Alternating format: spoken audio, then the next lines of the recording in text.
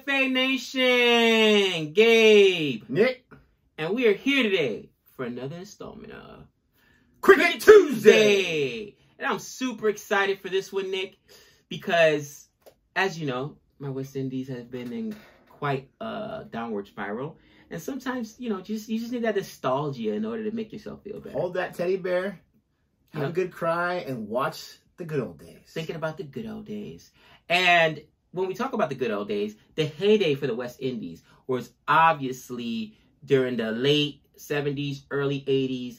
And when we're talking about the West Indies, we did the review on the documentary Fire in Babylon, right? Right. And when you think about West Indies and that time span, we're talking about the Four Horsemen. And today we're going to talk about who's considered the greatest pacer of all time for the Four Horsemen and the West Indies. One Mr. Malcolm Marshall. Nick. So one thing I did not know about Malcolm Marshall is he died at the early age of 41. Right, that's sad. 1999. That's crazy. And you're talking about the heyday for the West Indies. It goes all the way through the 80s to the early 90s, if not mid-90s, for crying out loud. And he was a big part of that. He, let's see, he's from Barbados. Barbados, right. Where he was born. Right arm fast bowler, pace bowler. Like you said, considered probably the greatest fast bowler of all time for the West Indies. Right. 376 wickets in 81 test matches. That's just absolutely insane. Disgusting. And he was part of that revolutionary group of fast bowlers who just terrified everyone they bowled against. And we've talked about the Four Horsemen time and time again, so we're not going to bore anybody with more of that. Like you said, we have other videos like our review of that documentary to talk about it, but we decided to take a closer look for this Cricket Tuesday at a little bit of the highlights from Malcolm Marshall. And I found this really cool video of the Lord's Cricket Ground channel, the greatest cricket of all time. Marshall blows England away in a classic from 1984. And just from this very first shot, we haven't seen it yet. It looks like it's really good quality, so I'm excited to see him in action. We've seen clips of him here and there. We've seen him played by different actors in different things, but it'll be fun to watch him in a few overs, hopefully. Nice little spell here against England and see what he does. And I love that it's at Lord's. It's funny. I was just recently driving some guests and taking them to the airport in my, part-time job as a limo driver, and they're, British, they're English. And I found, let me know in the chat if you guys agree with this, most football fans, or what we know as soccer, but most international football fans aren't really big cricket fans, right? And as far as England is concerned, you're either a cricket fan or you're a football fan. Both those fan bases don't really intermix too much for the most part. My brother-in-law, Gavin, right? He's a huge football fan. Man U! But, he'll just watch cricket. How dare you? But it doesn't matter what it is. Every single Brit, every single Englishman I've talked to, all like, oh yeah, Lord's, gotta go to Lord's. Like even if you're not a fan of cricket, you gotta go to Lord's. Yes. And I know that you're planning a trip out there, bro. I am It is so hard to get tickets. It's like, so hard. I'm trying to get tickets for the Ashes. Yes. I'm gonna be in England at that time, God willing, and it's ridiculous. You've got to know someone who knows someone. That's what he told me. He said your mate's going to England. He was like, yeah, he's going out there. He's gonna go to the Ashes. Like, does he got tickets secured already? He said, There's a market. That's all he told me. There's a market. So there's even if you can't get them online, there's a market. All right. So talk to Oz Johnson, more connections out there, but there's a market. Help me out, if you will, in the comment section if you know anything about this. I did the whole, what do they call it, the poll or something like that. Yeah. I did the reservation. That didn't work out. I'm trying the backup plan. That's not working out.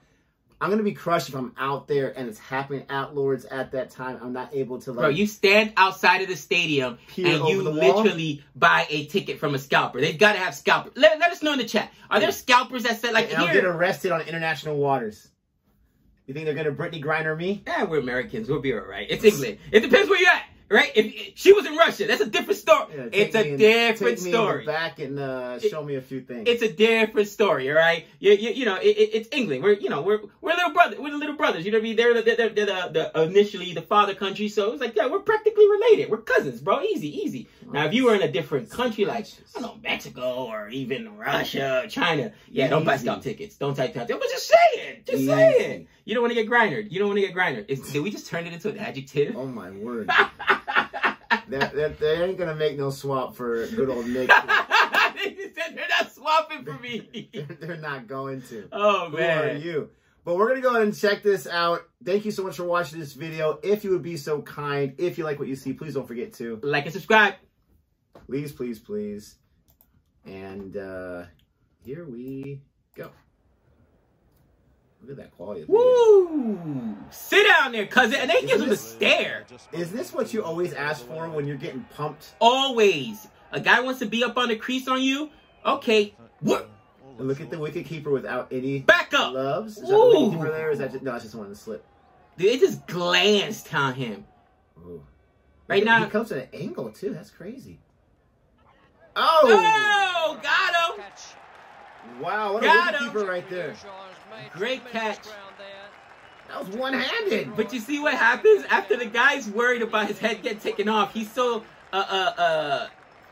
what's the word? He's so tentative. He just took like a baby swing at it. Like, let me just protect myself from getting killed. Get that off of my hip. Like, he should have just ate it. You know what I mean? It wasn't like he was going to be called LBW. Just eat it. Did that hit off his arm, too? It hit off his arm. Wow. You just take that in the ribs. What a catch.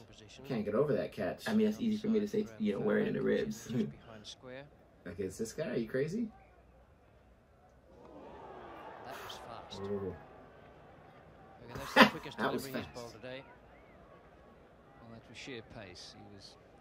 The nursery end. Whew. He didn't even have a chance. Yeah, the wicketkeeper is like, easy. Oh, wow. You say that's be gone? That's be gone. I love it. Wow. Dude, he blew him away. Oh, man. Oh, that's all Pat. He didn't even get a chance. There's nothing he can do about that. Oh! Oh! So he goes LBW. Disappointing end. LBW gone again. It must be a little chilly. He's got the sweater on this time. The vest. Maybe it's a different day. Bro, they literally cannot catch up. No. Ball again, I think, moved back a little bit, but Lamb this time caught on the back foot. I think it's crazy. I haven't seen too many fast bowlers that come diagonally and then are able to turn it straight when they deliver it. That's got to be tough on the batsman. He saw the mechanics. That was a wise decision, and he's got to go LBW there. That was a very unwise decision. Oh, I love the announcer on that. That was a very unwise decision. Much too close to offer no shot. So Marshall strikes again. Both I agree. I hate when the batsmen go kind of soft there. Like, offer at it. It's that close. He's thinking, let me just get it go off the pad. Oh, no, that's... Yeah, he moves his leg forward. I don't know. Bro, look at... What, they got 5 in the slips back there? That's all you need when you... I mean, that's, they're not even expecting it. Dude, how many... Think about it. There's 11 fielders. If you got 5 in the slips, Nick... one of them's the bowler. Wow. That's saying you're not even going to put this thing in play. He said, nope. Business decision. That is ridiculous.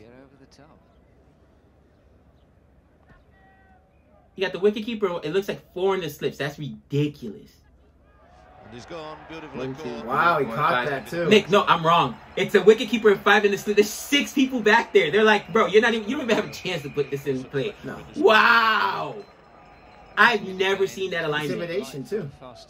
We're so confident in our guy. I mean, you see that when you're facing like the bottom of the lineup. You know what I'm saying? When you're facing a night watchman, or you know what I mean, a walking wicket.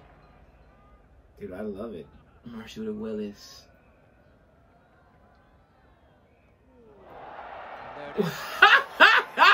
Destroyed. That went over his leg and hit the bails? Hit the bails, bro. Wow. Ooh. Now, the one thing is they did not tell us. They just kept saying that's the quickest. I did not hear them actually mention, like, how fast it was. I wanted to compare it to today's speed. They had the radar guns back then. In 84?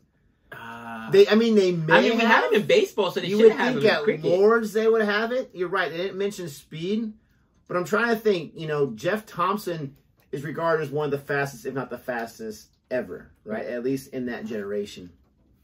And I think for the most part, they didn't have the radar guns, but every once in a while they would have like, if I'm not, let me know if I'm wrong, speed contests where they would have the technology to try to measure it. Interesting. Now, 84, maybe they would, but maybe it wasn't a big part of the game where people weren't as wowed by it because not a lot of people can get it up there. I don't know. Maybe it was a fact where England's like, we're already going to get embarrassed by these guys. We're not going to give them any kind of things to brag about, so we're going to turn the radar gun off. I just wonder. Let us know if there were radar guns at that time, because that's very interesting to me. I want to see how quick he is compared to today's quicks. Like, for instance, Umar Malik.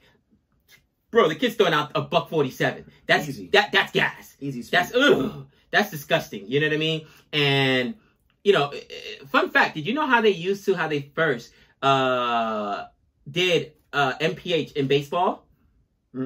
So a pitcher would stand on the mound, a guy would start a motorcycle, true story, and they would start, and once the motorcycle crossed the line, that's when the pitcher would throw the ball, and depending how fast the motorcycle was going, that's how they would determine if the ball beat the target first. What was this? This was, I remember seeing it on YouTube a while ago. That's how they decided. This was back in 1930s, bro, 1940s. That's how they did, you know, how miles per hour. That's the only way to track it. Serious timing. It was crazy timing. And the crazy thing is the guy would beat it. The pitcher would beat the guy on a motorcycle and going 90 miles an hour. Boop, boop. That's insane. That's how quickly that ball moves. I've never heard of that before. That's insane. Let us know how they did measure speed.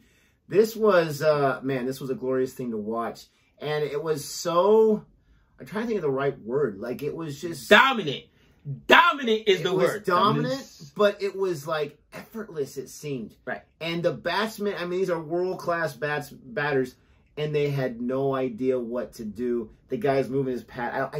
I never will understand that unless you're trying to protect yourself and you think it's going to go past the stumps and you're just going to, I don't know what they're trying to do with that. I don't ever understand that strategy. Maybe you can let me know. And I'm sure you probably told me before, but I still don't get it. Well, basically... But the other guys were completely dumbfounded. I mean, they had no idea how to react. In their mind, a lot of times when they do that, they're thinking, oh, it's going to be a wide. You know, it's not going to be LBW because it's too high. And they're just misjudging it. You know what I mean? It's just that simple. They're misjudging it. But I agree with you. I never like to play it close. I don't think it's a, you know, you're basically...